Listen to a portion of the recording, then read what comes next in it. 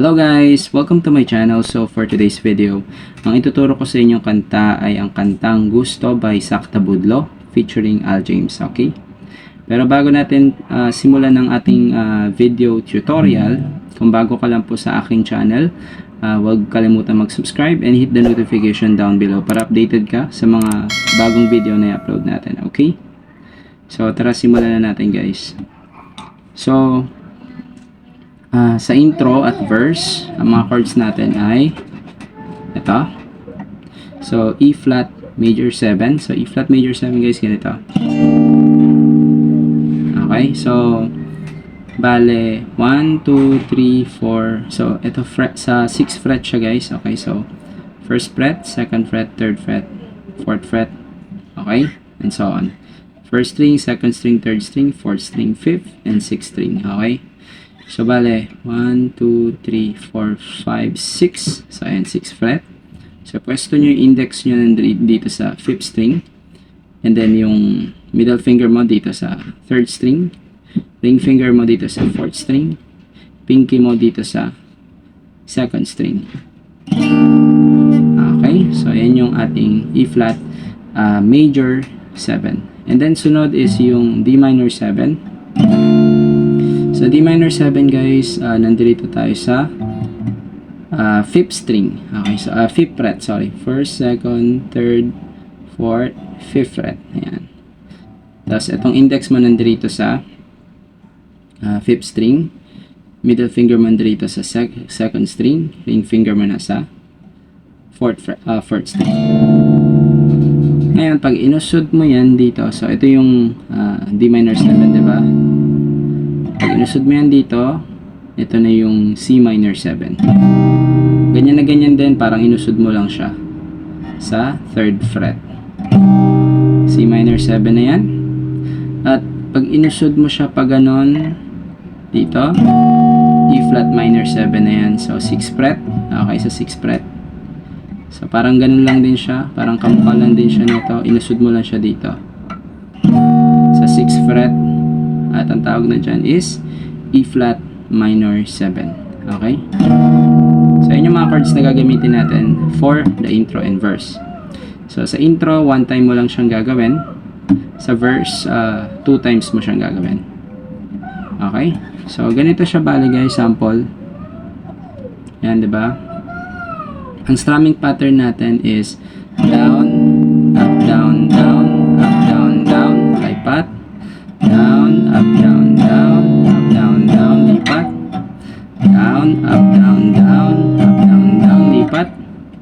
Down, up, down, down, up, down, down, lipat. So, ganun siya guys.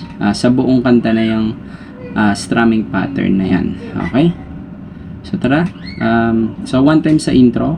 Sa verse, 2 times mo siyang gagawin. Tara, lagyan na natin kagad siya ng lyrics, yung ating verse. So, game.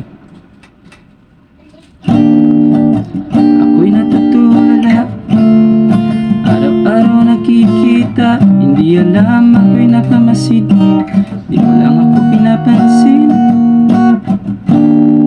Patingin na lang ba sa'yo, di makalapit sa ganda mo, gusto lang na makilala pa, kasi medyo nahihiya. Yun yung ating verse. After mo nun guys, sa verse, pre-chorus ka na. So sa pre-chorus, ang mga chords natin is, ituro ko na yun sa inyo, C minor 7 dito. Okay. Sa mga chords natin sa pre-chorus is C minor 7. Tapos lipat ka ng D minor 7. Balik ka ulit sa C minor 7. Tapos E flat minor 7. Okay, yun yung mga chords natin sa pre-chorus. So, tara, lagyan na natin kaagad siya ng lyrics, game. Hindi ko masabi, gustong aminin, ang hirap sabihin na. Ayan, so yun yung ating pre-chorus. Tapos, after nun, chorus na tayo. So, sa chorus guys, kamukha lang din siya ng chords ng verse. Okay, 2 times mo rin siyang gagawin. So, wala nang further explanation dyan. So, lagyan na kagad natin siya ng lyrics. Okay, so game. So, sa chorus, game. Gusto lang kita makasama hanggang sa pagbaba ng araw. Pag tayo na lang dalawa, di lang masabi pag may iba. Gusto lang naman na aminin sa'yo ang nararamdaman ng aking puso. Wala nang iba. Huwag na pahirapan pa, dito na. Yun. So after mo nun guys, pasok na yung second verse and second pre-chorus and second chorus. Same chords pa rin naman gaya ng tinuro ko sa inyo. Same chords, same strumming pattern. Sunod bridge na tayo. So sa bridge guys, C minor 7 siya. Ang mga chords natin is C minor 7, D minor 7. Okay, 3 times mong gagawin yun. C minor 7, D minor 7. Pag nagawa mo na ng 3 times yung C minor 7, D minor 7, C minor 7 ulit. Tapos, E flat minor 7. Okay, after mo ng bridge, dun ka na sa rap na part. Okay, so sa rap na part, ano lang siya, kamukha lang din siya ng chords ng verse. Okay, so bale 4 times mo lang siyang gagawin yung E flat major 7, D minor 7, C minor 7, E flat minor 7. So 4 times mo lang yung gagawin, and then after mo ng rap na part, dun ka na sa last chorus. So same chord, same strumming pa rin naman. Sa last chorus, E flat major 7 pa rin, D minor 7, C minor 7, at E flat minor 7. Bale, 4 times mo lang siyang gagawin. Okay, 4 times mo gagawin yon, tapos goods ka na. After mo nung last chorus na yan, dun ka na sa outro.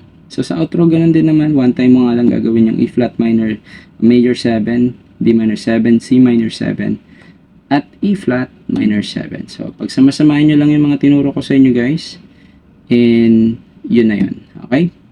So, kung nagustuhan nyo tong video na to guys, please like and share, and comment na rin down below kung may gusto kayo matutunang kanta para magawa natin ng video. And thanks for watching guys. Kita-kits na lang ulit sa susunod na video na i-upload ko. Okay? Bye!